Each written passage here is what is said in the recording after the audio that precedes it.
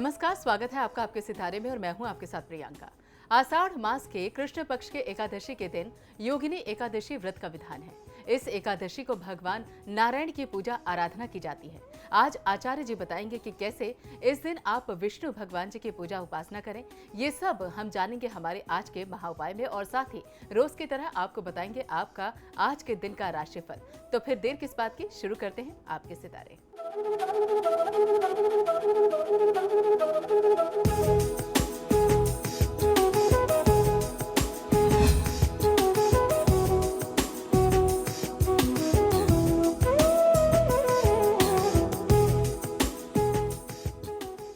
आपके सितारे में आप अपनी हर परेशानी का हल प्राप्त कर सकते हैं और अपने सवाल भी पूछ सकते हैं। इस स्टूडियो में साथ देने के लिए मौजूद हैं विश्व विख्यात ज्योतिषाचार्य वास्तुशास्त्री पंडित वैभवनाथ शर्मा जी। आचार्य जी, आपका हार्दिक स्वागत है। जी नमस्कार। तो यदि आपके मन में कोई सवाल है तो आप भी हमें कॉल कर सकते हैं। हमारे नंबर्स लगातार आपके टेलीविजन स्क्रीन पर फ्लैश किए जा रहे हैं। आप हमें हमारे टोल फ्री नंबर पर भी कॉल कर सकते हैं। आप हमसे सीधी बात कर सकते हैं। हमारा टोल फ्री नंबर है 1800-102-6303। आप इस नंबर पर मुफ्त में कॉल करें। इसके अलावा आप हमारे लैंडलाइन नंबर्स 0120-464-6332, 0120-464-6327 पर भी कॉल करके हमसे सीधी बात कर सकते हैं। चलिए सबसे पहले आचार्य जी से जान लेते हैं आज का पंचांग। जी बिल्कुल, आज का पंचांग इस प्रकार है। विक्रम संवत 2072 मास चल रहा है आषाढ़ का और आषाढ़ मास के कृष्ण पक्ष की आज एकादशी तिथि है। शुक्रवार का दिन है, नक्षत्र है रेवती, योग है शोभन और करण है बव। और आज जो व्रत पर्व और त्योहार है इसे योगिनी एकादशी के नाम से जानते हैं। और चलिए जान लेते हैं 12 राशियों का राशिफल। आज का दिन उनका कैसा रहने वाला है। सबसे पहले बात करेंगे मेष राशि की। मेष राशि वाले जातक लोगों के लिए आज की दिनचर्या में अशुद्ध और असमय भोजन आपको स्वास्थ्य संबंधी विकार दे सकता है, तो आपको असमय भोजन करने से और बाहर का अशुद्ध भोजन करने से बचना चाहिए। परिवार के लिए स्थिति गंभीर बनी हुई है। संतान सुख प्राप्ति के लिए योग बहुत शुभ आपके लिए बन रहे हैं। दाम्पत्य जीवन में स्नेह और सहयोग का वातावरण बना रहेगा। जीवन साथी आपकी भावनाओं को समझते हुए सहयोग करेंगे। आज के दिन को शुभ बनाने के लिए ओम शिपेविष्टाय नमः मंत्र का 108 बार जाप कर लेना आपके लिए सर्वोत्तम होगा। क्रोध करने से बचना चाहिए। और चलिए अब जान लेते हैं वृषभ राशि वाले आज के दिन को अच्छा बनाने के लिए क्या करें।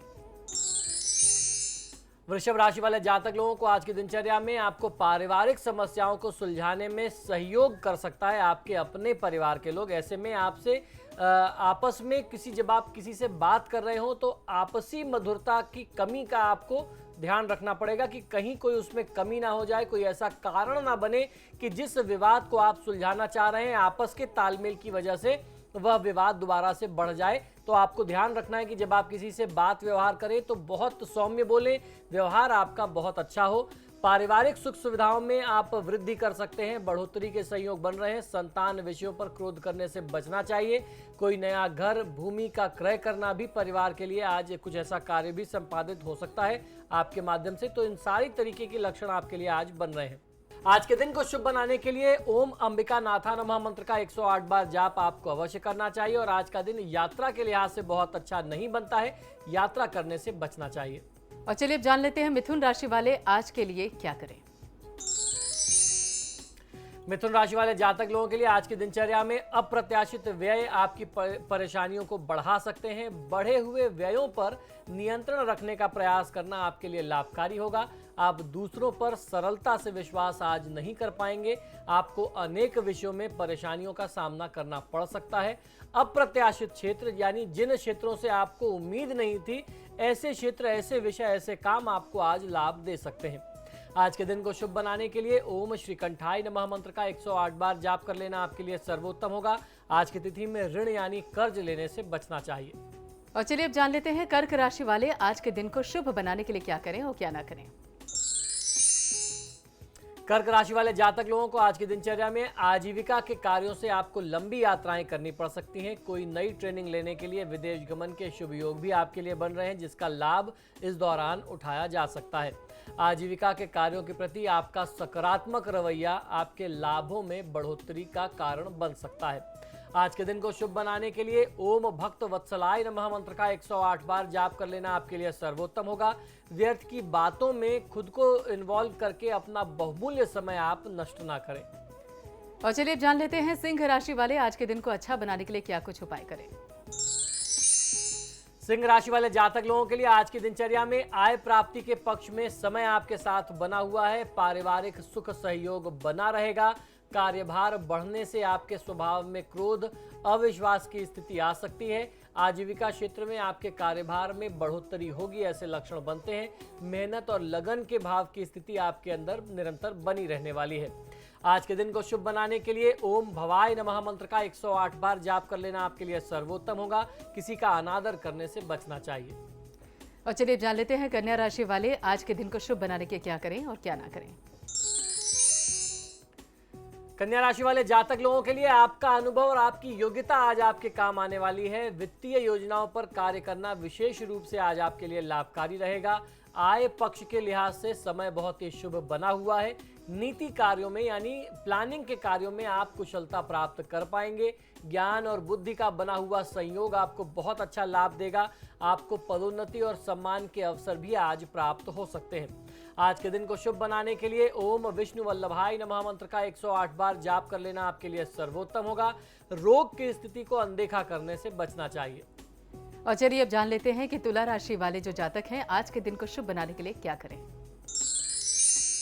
तुला राशि वाले जातक लोग अपनी योग्यता से कार्य करने के बाद स्वयं में संदेह का भाव आप न आने दें।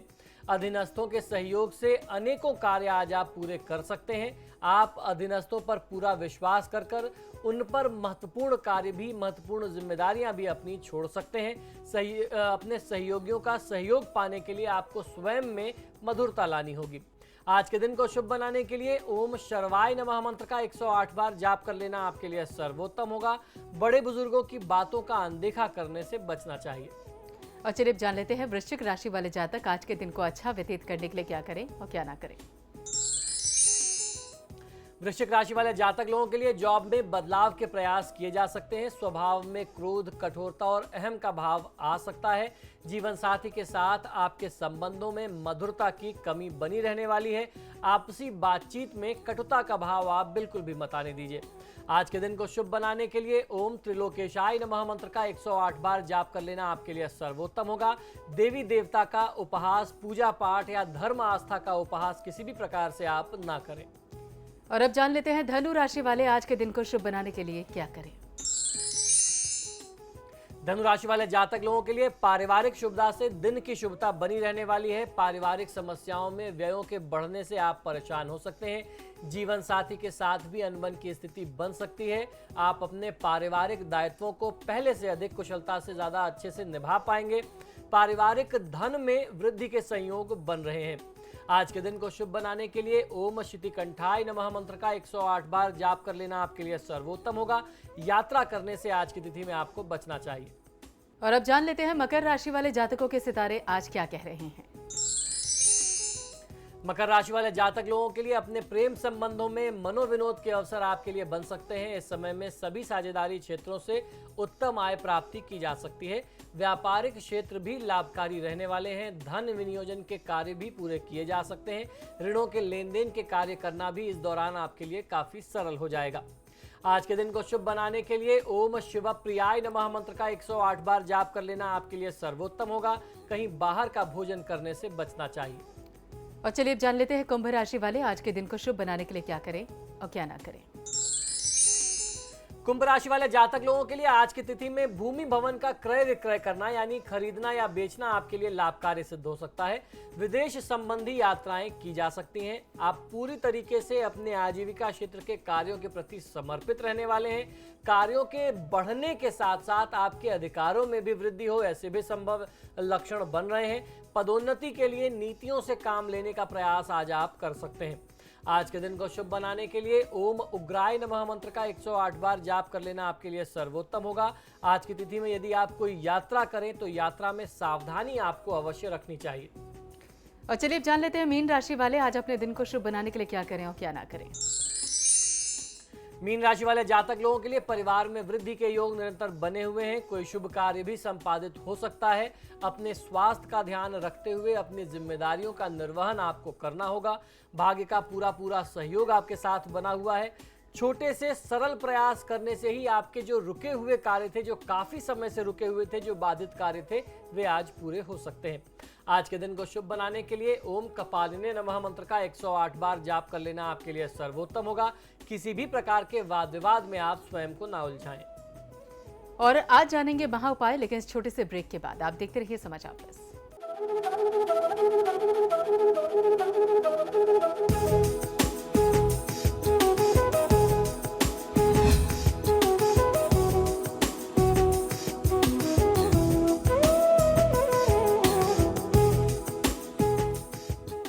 ब्रेक के बाद आप सभी लोगों का स्वागत है और चलिए अब जानते हैं आज का महा उपाय।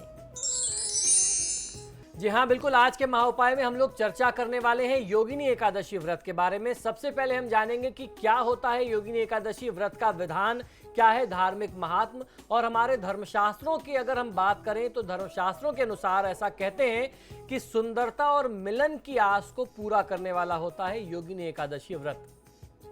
जी हाँ, हिंदू मास के आषाढ़ मास के कृष्ण पक्ष की एकादशी को योगिनी एकादशी का व्रत किया जाता है। हमारे धर्मशास्त्रों में इस व्रत का विधान, नियम और संयम के साथ साथ इसके फल का महात्म भी बताया गया है। ऐसा कहते हैं कि आषाढ़ मास के कृष्ण पक्ष की योगिनी एकादशी व्रत का जो नियम है वह एक दिन पहले से यानी दशमी की रात्रि से ही आरंभ कर देना चाहिए, जैसे सभी एकादशी के व्रतों में किया जाता है। इस व्रत का पालन करने वाले व्यक्ति को दशमी के दिन से ही तन, मन और वचन के साथ साथ ब्रह्मचर्य का पालन करना चाहिए और किसी भी प्रकार से स्त्री प्रसंग से दूर रहना चाहिए। एकादशी के दिन यथासंभव आप उपवास करें, व्रत करें। उपवास में अन्न ग्रहण ना करें तो सर्वोत्तम होता है, यानी बिना अन्न का भोजन आपको करना होता है। उस दिन आप फलाहार ही ग्रहण करेंगे। यदि आपसे व्रत करना या अन्न ग्रहण करना संभव नहीं हो पा रहा है तो ऐसे में एक भुक्त आप या एक नक्त व्रत कर सकते हैं, यानी एक समय अन्न खा करके आप रात्रि काल में भोजन करके आप इस व्रत को भी कर सकते हैं। एकादशी की तिथि में जुआ खेलना या साधना के काल में शयन करना, सोना, पान, तंबाकू इत्यादि खाना, दातून करना, पर निंदा करना, चुगली, चोरी, हिंसा, संभोग, क्रोध करना या फिर झूठ बोलना, इस प्रकार की 11 बातों का त्याग करने का विधान हमारे धर्मशास्त्रों में मिलता है। एकादशी के दिन प्रातः स्नान करके भगवान श्री विष्णु का पूजन विधि विधान के साथ करना चाहिए। यह धार्मिक कार्य स्वयं आप अगर कर सकते हैं तो स्वयं करें। यदि आपसे स्वयं यह करना संभव ना हो पा रहा हो तो किसी योग्य और विद्वान ब्राह्मण को आमंत्रित करके आप उनसे भी इस कार्य को करा सकते हैं, जिसके अनुसार स्वच्छ वस्त्र धारण करके भगवान विष्णु की प्रतिमा के सामने बैठ करके आपको संकल्प लेना होता है। संकल्प आप किस प्रकार से लेंगे ये भी समझ लीजिए। मम सकल पापक्षय पूर्वक कुष्ठादि रोग निर्वृत्ति कामनया योगिनी एकादशी व्रतम करिष्ये, इस प्रकार से आपको संकल्प करना चाहिए। इसके बाद भगवान पुंडरीकाक्ष यानी भगवान विष्णु का यथोपचार आप पूजन करें। भगवान विष्णु को पंचामृत स्नान कराना चाहिए। स्नान के बाद उनके चरणामृत को व्रती अपने परिवार और परिवार के सभी सदस्यों के शरीर पर यानी अंगों पर उसको छिड़के और फिर उसके बाद चरणामृत को ग्रहण करे। ऐसा माना जाता है कि इससे विशेष रूप से कुष्ठ रोग की पीड़ा जो होती है वह समाप्त हो जाती है और जो जातक है, जो व्रती है, जो साधक है, वह रोग मुक्त हो जाता है। गंध, पुष्प, धूप, दीप, नैवेद्य आदि पूजन सामग्री से भगवान विष्णु की पूजा आराधना करनी चाहिए। पूजा आराधना कर लेने के बाद भगवान विष्णु के नाना प्रकार के जो मंत्र और स्तोत्र हैं, खासतौर पर विष्णु सहस्त्रनाम, पुरुष सूक्त इत्यादि का जाप करना चाहिए या फिर आप इस व्रत की कथा भी सुन सकते हैं। भगवान विष्णु के मंत्रों से आप भगवान विष्णु को प्रसन्न कर सकते हैं। उनका जाप करके भगवान विष्णु के समक्ष अगर आप जाप करें तो उसका आपको लाभ मिलता है। नाना प्रकार के स्तोत्र और मंत्रों का जाप और पाठ करके स्थिति का लाभ लिया जा सकता है। तन से, मन से और वचन से हिंसा का त्याग करें और किसी की बुराई न करें, ऐसा संकल्प आपको सिर्फ इस तिथि में ही नहीं, इस तिथि से इस संकल्प को लेकर के आजीवन पालन करने का प्रयास करना चाहिए। यथासंभव एकादशी की रात में रात्रि जागरण करना चाहिए। भजन कीर्तन और भगवान श्री हरि का स्मरण करते हुए रात्रि आपको बितानी चाहिए, व्यतीत करनी चाहिए। योगिनी एकादशी व्रत के ऐसे पालन से सभी रोगों और व्याधियों का अंत हो जाता है। साथ ही साथ मन से अलगाव की भावना भी मिट जाती है और बिछुड़े परिजन या संबंधी भी आपस में पुनः एक बार मिल जाते हैं, उनका मिलन हो जाता है। ऐसे इस व्रत की महिमा है। सुंदरता और मिलन की आस को पूरा करता है योगिनी एकादशी व्रत। जी हाँ, हिंदू धर्म के व्रत विधान का मुख्य उद्देश्य तन, मन और विचार और आपके व्यवहार को पवित्र और शुद्ध करना होता है, जिससे व्यक्ति निरोगी और सुखी जीवन बिता सके। ये तभी संभव है जब व्यक्ति अपने मन के भाव और अपने स्वभाव को संयमित और पवित्र रखे। भाव का संबंध इंद्रियों से होता है। इंद्रिय निग्रह बहुत आवश्यक है। इंद्रिय संयम खोने पर ही व्यक्ति मानसिक या शारीरिक रोगों से पीड़ा प्राप्त करता है। हिंदू व्रत इंद्रिय संयम का श्रेष्ठ उपाय है। इसी क्रम में एकादशी का व्रत एक बहुत ही प्रमुख व्रत होता है। ये हर 15 दिन में एक बार आता है। हर हिंदू माह के कृष्ण पक्ष और शुक्ल पक्ष में एकादशी का व्रत किया जाता है, जिनका समान महात्मा होता है और इनका वर्णन जो है हमारे धर्मशास्त्रों में भरा पड़ा है। इन एकादशियों का व्रत जो है हर तिथि का अपना एक अलग महात्मा है। एकादशी व्रत भगवान विष्णु की आराधना को समर्पित होता है, जिसके व्रत पालन से व्यक्ति पाप मुक्त होकर के जन्म मरण के बंधन से भी मुक्त होता है और उसके सभी मनोरथ पूर्ण होते हैं। किंतु हमारे धर्मशास्त्रों में हर एकादशी के व्रत के पालन का अलग अलग विधान और अलग अलग फल बताया गया है। हिंदू मास के आषाढ़ मास के कृष्ण पक्ष की एकादशी जो है वह योगिनी एकादशी के नाम से जानी जाती है। योगिनी शब्द योग से बना हुआ है, जिसका मतलब होता है संगम करना अर्थात मिलाप होना। इस व्रत के पालन से विपरीत समय के कारण अलग अलग हुए लोग फिर से एक बार मिल जाते हैं। साथ ही इस व्रत के प्रभाव से व्यक्ति निरोगी भी हो जाता है।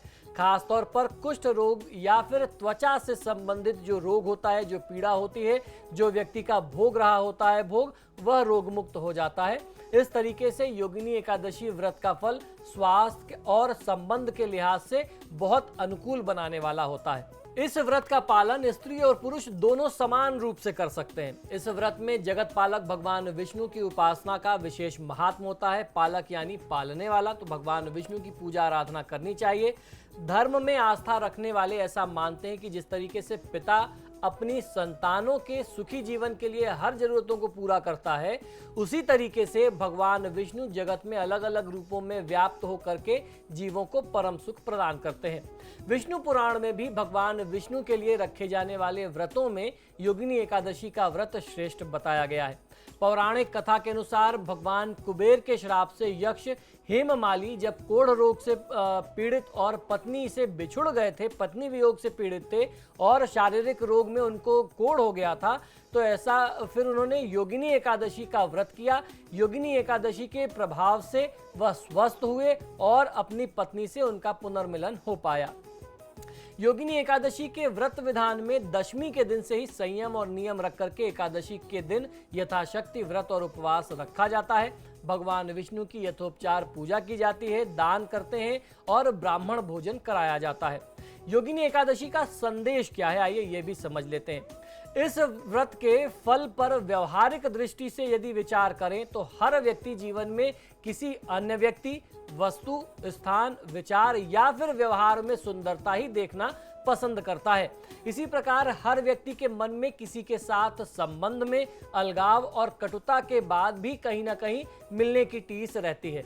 हिंदू धर्म के व्रत विधान भी इन मानवीय पहलुओं को ध्यान में रख करके बनाए गए हैं।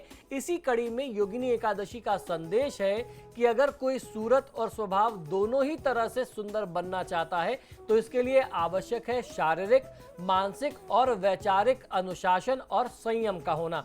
इसी तरीके से संबंध के अलगावों या कटुता के अंत के लिए जरूरी है, आवश्यक है कि आप स्वयं अपेक्षा रहित होकर के अहम का भाव छोड़ करके एक कदम और आगे बढ़ाएं, जिससे आपके संबंध और मधुर हो सके।